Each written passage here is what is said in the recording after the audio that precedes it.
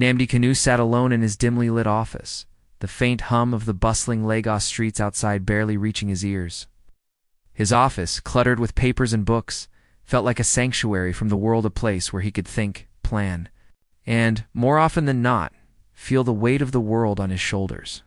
Today, however, something in the air was different. He had just received a letter from Ibrahim Traoré, the young and charismatic leader of Burkina Faso, whose name had been echoing through the corridors of African politics. Had heard whispers of Traoré's actions, his swift rise to power, and the promises he had made to his people. But this letter, it seemed, was more than just a political communiqué. It was a secret one that could change the course of African history, if not the world itself. The envelope was thick, heavy with the kind of urgency that could not be ignored. As he held it in his hands, his fingers trembled slightly, as though they knew that what lay inside could unravel everything Nnamdi had fought for. With a deep breath, Nnamdi carefully tore open the envelope and unfolded the letter. His eyes immediately caught the bold, neat script of Ibrahim Traoré's handwriting. As he began to read, his heart quickened. The words inside the letter were not what he had expected. They were not simply the usual political rhetoric. There were no calls for alliances or support. Instead, the letter revealed a shocking plain insight into the complexities of the current political landscape of Africa, a landscape Nnamdi had always fought to change. But this letter held more than just a plan. It was a revelation. Traoré had uncovered something dark, something that, if exposed, could destroy the fragile peace that had been painstakingly built across the continent. It wasn't just about Burkina Faso's independence or Africa's liberation. It was about the entire continent's future. The letter contained evidence of secret dealings, foreign influence, and the exploitation of Africa's resources by global powers. Nnamdi's heart raced as he read further. The letter spoke of covert operations, of political maneuvers that were taking place in the shadows, beyond the sight of the world.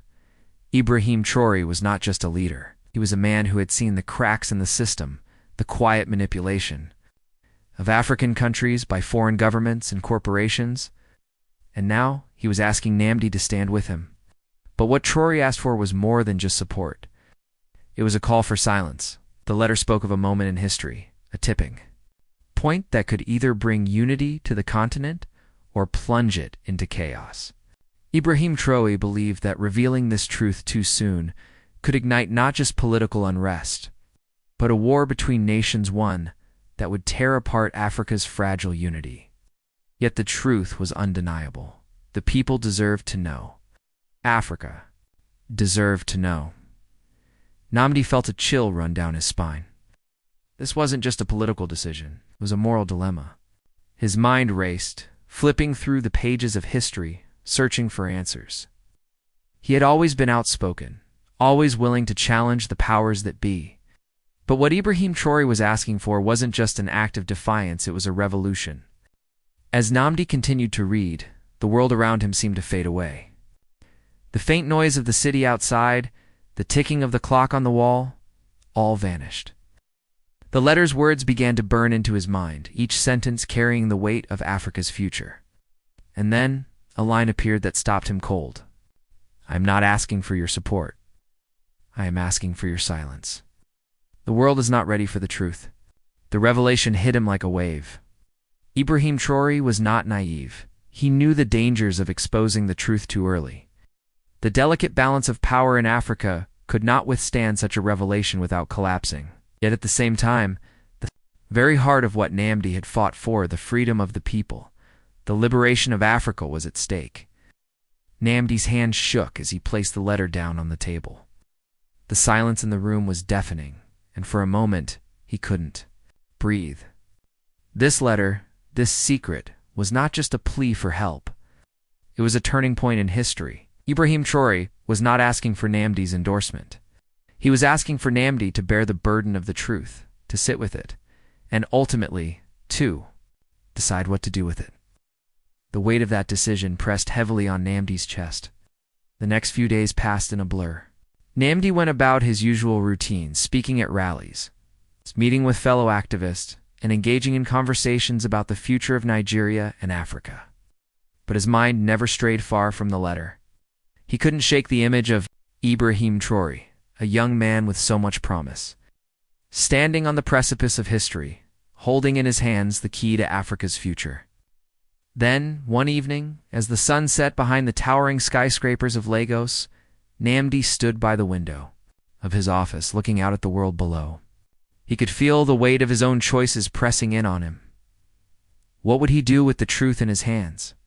Could he keep it silent, as Traoré had asked, knowing that the world might not be ready to hear it? Or would he risk everything his life, his freedom, and his legacy by exposing the truth to the world? He thought of the people of Africa, the farmers, the children, the families who had suffered under the yoke of exploitation and injustice for centuries. Their voices, their cries for change, had been ignored for too long. Ibrahim Traoré had spoken to that pain in his letter. But was the world ready to hear it? Would the people rise, or would the revelation only lead to more bloodshed, more suffering? Nnamdi's thoughts were interrupted by a soft knock at the door. He turned to see one of his trusted aides standing in the doorway. The aide's eyes were filled with concern, but Nnamdi knew the time had come. He had to make a decision. Without a word, Nnamdi walked over to his desk, opened the drawer, and pulled out the letter once again. He held it up, feeling the weight of the decision that lay before him. The letter was not just a document, it was a symbol of everything he had fought for and everything that was at stake. As he looked at the letter, a quiet understanding settled over him. The time would come, but it wasn't now. The world was not yet ready for the truth. And so, Nnamdi Kanu carefully folded the letter once again, placing it back in the envelope, and locked it away. He had made his choice, but deep inside, a part of him knew that the time to reveal the truth was coming, and when it did, it would shake the world to its core.